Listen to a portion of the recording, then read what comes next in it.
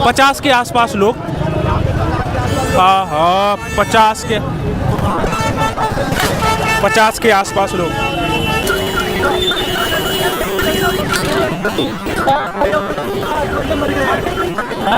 क्रांतिकारी नमो बुधाय, जय भीम, जय भारत, जय संविधान। मैं रमन जरन और आप देख रहे हैं अध्यात्म पावर।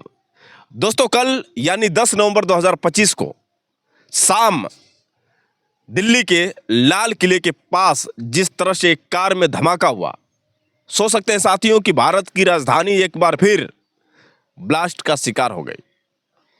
अचानक में कार में धमाका हुआ और उस कार के अगल बगल जितनी भी कारें थी उस ब्लास्ट की चपेट में आ गई और सब में आग लग गई। आपको बता दें कि इतना बड़ा हादसा जिसमें 8 लोगों की मौत हो गई, इतनी दर्दनाक हादसा जिससे पूरी दिल्ली दहल गई, इतना बड़ा ब्लास्ट, आखिर इसका जिम्मेदार कौन है? जो पुलिसकर्मी छोटी छोटी बातों पर तुरंत आपको पकड़ लेते हैं, आखिर वो पुलिसकर्मी कहाँ थे? ये सुरक्षा पर सवाल खड़ा होता है साथियों। इस पर भीम आर्मी चीफ चंद्रशेखर आजाद ने काफी दुख जताया है। भीम आर्मी चीफ चंद्रशेखर आजाद ने अपने एक्स अकाउंट पर लिखते हुए लिखा, दिल्ली में लाल किला मेट्रो स्टेशन के पास हुए भीषण धमाके ने पूरे देश को झकझोर दिया है। अब तक 8 लोगों की मौत की पुष्टि हुई है और कई लोग गंभीर रूप से घायल हुए हैं। यह न केवल दिल्ली की सुरक्षा व्यवस्था पर सवाल उठाता है, बल्कि आम नागरिकों की जान की कीमत पर शासन की लापरवाही भी उजागर करता है। राजधानी के ऐतिहासिक और उच्च सुरक्षा क्षेत्र में इस तरह का धमाका कोई साधारण घटना नहीं है। यह राष्ट्रीय सुरक्षा तंत्र की विफलता का संकेत है। हम मृतकों के परिवारों के प्रति गहरी संवेदना प्रकट करते हैं व घायलों के शीघ्र स्वस्थ होने की प्रकृति से कामना करते हैं और माननीय गोविंदा से मांग करते हैं कि धमाके की उच्च स्तरीय जांच NIA या किसी स्वतंत्र एजेंसी से कराई जाए, घायलों को सर्वोत्तम चिकित्सा सुविधा और मृतकों के परिवारों को उचित मुआवजा दिया जाए। देश की राजधानी में सुरक्षा प्रोटोकॉल की समीक्षा तत्काल की जाए। PMO India Narendra Modi, home minister of India.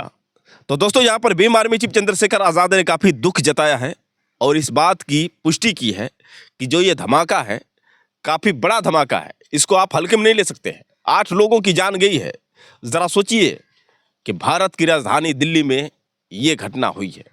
आपको बता दें कि जिस तरह से ये घटना हुई है उससे पूरे कहीं ना कहीं देश में दहशत का माहौल बन गया है। आप देख सकते हैं साथियों वीडियो में कि किस तरह से ये धमाका हुआ, वहां पर किस तरह का माहौल बन गया।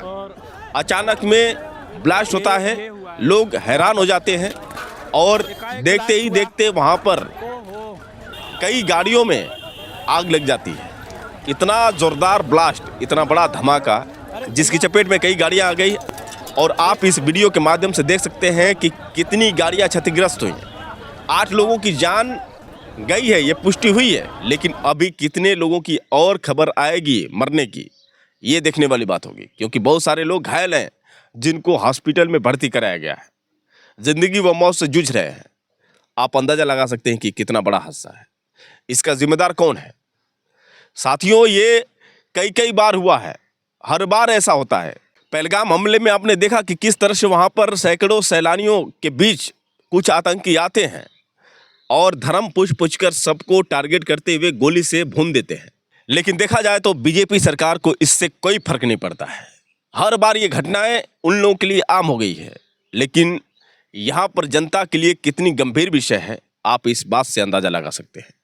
साथियों, आए दिन कुछ न कुछ ऐसे हादसे देखने को मिलते हैं, लेकिन सरकार इस पर कितनी जिम्मेदारी लेती है, आप इस बात से अंदाजा लगा सकते हैं।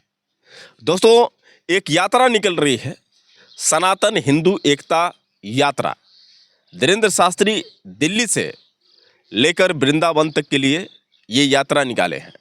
7 नवंबर से लेकर 16 नवंबर तक के बीच का ये सनातन हिंदू एकता यात्रा निकाल रहे हैं। लेकिन कभी ये नहीं कहते हैं कि हिंदू मुस्लिम सिख ईसाई आपस में सब भाई भाई। जो ये नारे पहले बुलंद हुआ करते थे, आज इन सबने बांट दिया है। भारत को हिंदू राष्ट्र बनाने के मकसद से जिस तरह से पंडित धीरेन्द्र कृष्ण शास्त्री पद यात्रा निकाले हैं, आपको बता दें साथियों कि इस घटना से उनकी यात्रा पर कुछ भी फर्क नहीं पड़ेगा। ये लिख लीजिएगा। ऐसा नहीं है कि इतना बड़ा हादसा हुआ है तो पंडित धीरेन्द्र शास्त्री इस यात्रा को रोक दें और दुख जताएं। क्या फर्क पड़ने वाला है इन लोगों को? इनको तो हिंदू राष्ट्र बनाना है, सनातन हिंदू एकता यात्रा निकलना है, भले ही देश पर कितनी भी बड़ी आफत क्यों ना आ जाए, इनको सिर्फ हिंदू राष्ट्र बनाना है, अपनी यात्रा निकालनी है, अपने काम से मतलब है। देश पर क्या गुजर रही है इससे कुछ फर्क पड़ने वाला नहीं है। ज़रा सोचिए साथियों कि ऐसे ऐसे हादसे हों, ऐसे ऐसे मामलों पर भी ये धीरेंद्र शास्त्री जो है अपनी यात्रा को न रोके और गहरा दुख न जताएं। आखिर जिम्मेदार कौन है? इनको सिर्फ हिंदू राष्ट्र बनाने से मतलब है। भारत को किसी भी तरीके से हिंदू राष्ट्र बना दिया जाए, भारत का जो तिरंगा इसको हटाकर भगवा फहरा दिया जाए और लोगों को यहाँ पर गुमराह करके उनको गुलाम बना दिया जाए।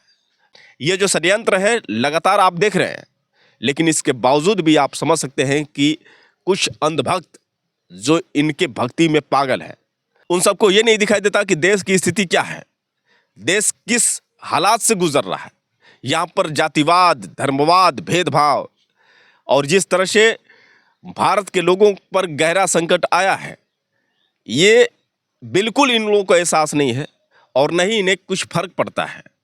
अब साथियों आप बताइए कि हिंदू सनातन एकता यात्रा जो निकली है इसका क्या मकसद है? एक तरफ ब्लास्ट हुआ है, दूसरी तरफ धीरेंद्र शास्त्री जो है दिल्ली से वृंदावन के लिए 7 नवंबर से 16 नवंबर तक के लिए सनातन हिंदू एकता यात्रा निकाल रहे हैं।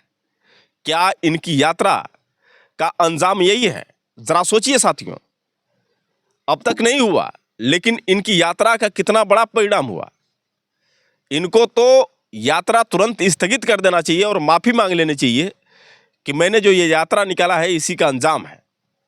आप देश में शांति बनाना चाहते हैं, आपने देश में अशांति बना दिया। अब कहेंगे कि कौन करवा रहा है, तो पर्ची वाले धीरेंद्र शास्त्री बाबा जी, आपको तो ये बात सारी पता होनी चाहिए। आप तो पर्ची देखकर किसी की कुंडली निकाल लेते हैं, लेकिन आपको ये नहीं पता है कि हमारे यात्रा से कितना नुकसान होने वाला है। आपकी इस यात्रा से कितना भारी नुकसान हुआ।